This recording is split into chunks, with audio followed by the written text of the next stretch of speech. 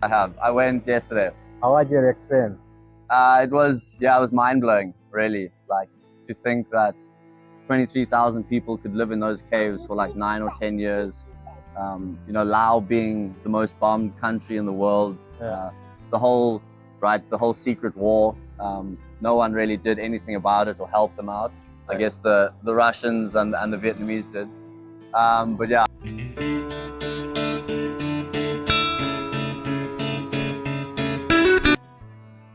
Hey guys, Namaskar and Sabaji. Welcome back to new podcast. I am Prakash from India and you are watching Vinsai La Odisha. Today we have a special guest from South Africa and he will be sharing their amazing travel experiences with us. So let's get started. Could you please introduce yourself to our viewers? Thanks, man. Thanks for the opportunity. My name's David. I'm 31 years old. I'm from South Africa, as you mentioned. I'm a qualified geologist, and I've been working, teaching sort of math and science in Hanoi for like 6 years. How did you travel to Vinsai? I got to Ving Sai by my motorbike. I got to the border at Namio? Miao. Yes. I left my bike there. I rented a bike in Laos at the border, and then I went to Sam Nua first for 2 nights, and then I came back here, and I've been here. This is gonna be, I think, my 3rd night. Yeah. How long have you been traveling and which countries you have visited so far? So sort of between finishing school, I had a gap year, and I went to about 12 countries, 14 countries. And then I studied for 4 years, and I probably went to about 10 countries in that time. And since graduating and working in South Africa for about 2 years as a scientist, I've seen probably about another 6 or 8 countries. So yeah, it's about 32. I'm proud of that. How did you discover Viensai and this place? Discovering this place, it's a bit of it's a border run, yeah. And my e-visa didn't really work out, so it's just happened chance that I sort of spent the last week here, yeah, and it's been amazing. Have you ever been to caves? Yes, I have. I went yesterday. How was your experience? It was mind blowing, really. Like to think that 23,000 people could live in those caves for like 9 or 10 years. Laos being the most bombed country in the world. Yeah. The whole secret war. No one really did anything about it or help them out. I guess the Russians and the Vietnamese did. But yeah, it's very interesting. You have to at least come here, and if all you do is see the caves, it's worth it. What was your first impression of Laos? This is my 2nd trip to Laos.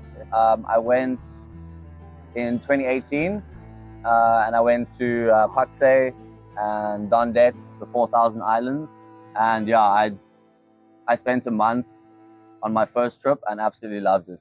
And yeah, it happened that I did my visa run here just because I didn't really want to fly to Bangkok again or fly to Chiang Mai.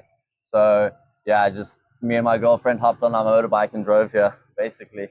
What has been the most memorable moment of your journey so far? In Laos. Right.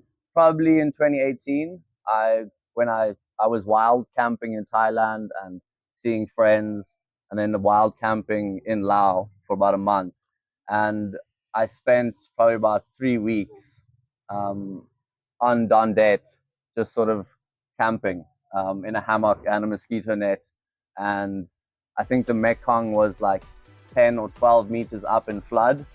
And yeah, the entire island had sort of shrunk by like 20% because the outer road had just become underwater.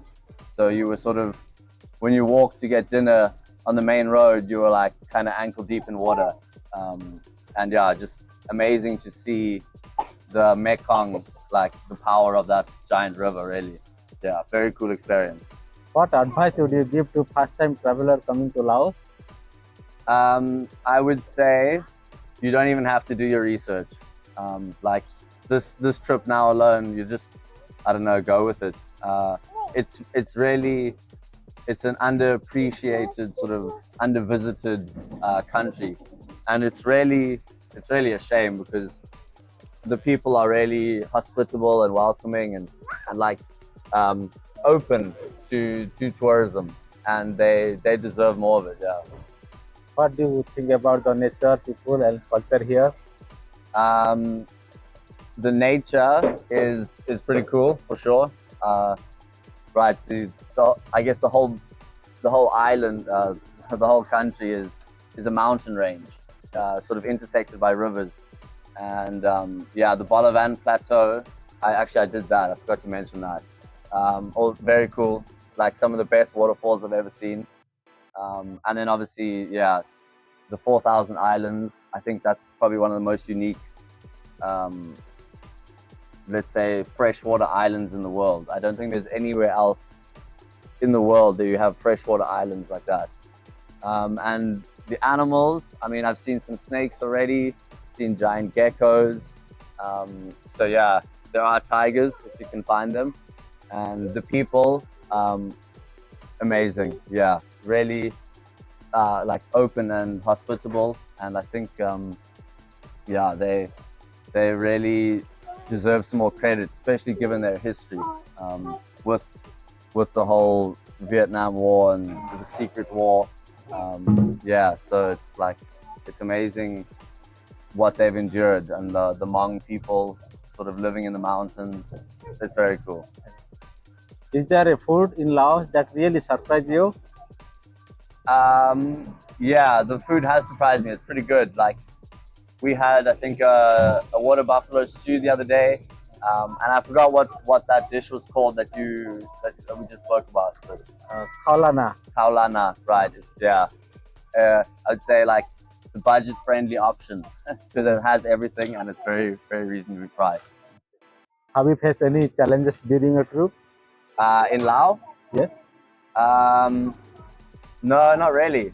It's been it's been pretty plain sailing. I mean, even without doing much planning, it's been yeah, I've been very relaxed, very easy to do. I think yeah, very very problem free. Maybe avoiding the police on dirt roads. Have you ever been to India? Yes, I have.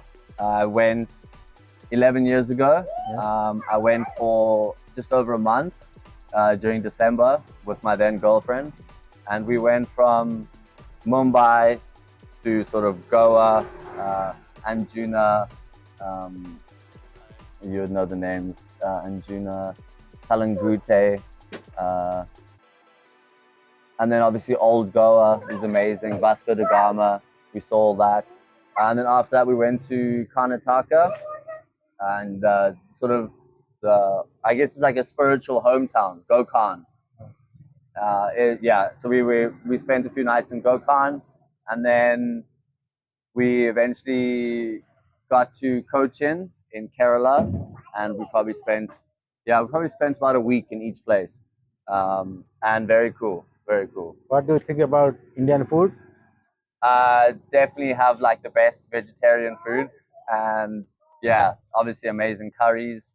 And I think as a South African, I've grown up with Indian cooking in our country.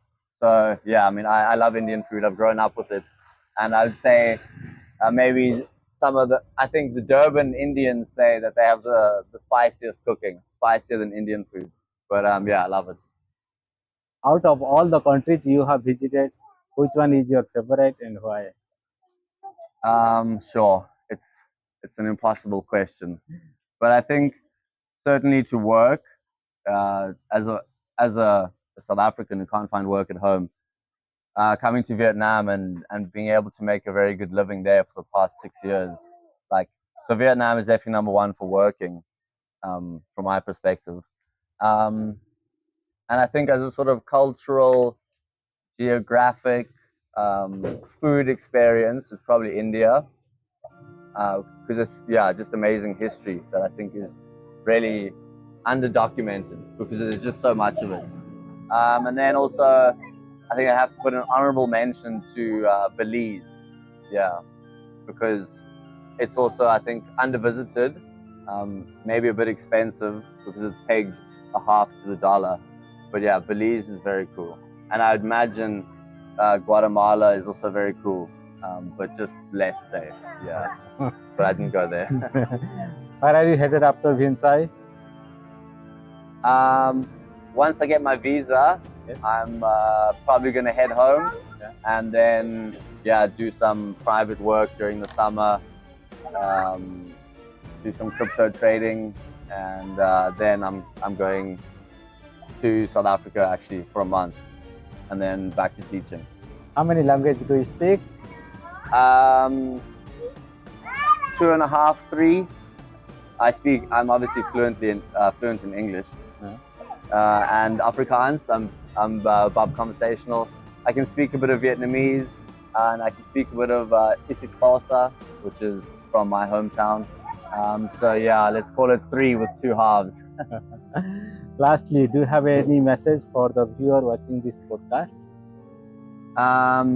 Come to Laos. Yeah, it's very cool, and just give it a shot, because if you're in this part of the world, then your chances are you've gone to Thailand, you've gone to Vietnam, you've probably gone to Cambodia, and then they kind of just fly home or go to Singapore or something. So I would by far and away recommend it over Thailand and over Cambodia, and even over Vietnam in some ways, because there's no people, and you just have everything to yourself. Yeah. It was a truly pleasure meeting you. Thank you so much for sharing your time and valuable information. Thanks, man. I really appreciate it. No worries. That was a pleasure, man. Thanks for helping me. Thank you. And if you're gonna come here, you have to come to Vingsai. You have to have like the best Indian food outside of India. And thank you. My friend over here will help you with everything you need. So yeah, guys, stop by. Thank you. Cool, man. Nice My to meet pleasure. you. Cheers. All right, guys, that's it for today's podcast. If you enjoyed this episode, don't forget like, share and subscribe to Vinsai Laos Odisha. See you in the next episode. Khapchai lalai, dhanyabad and bye bye.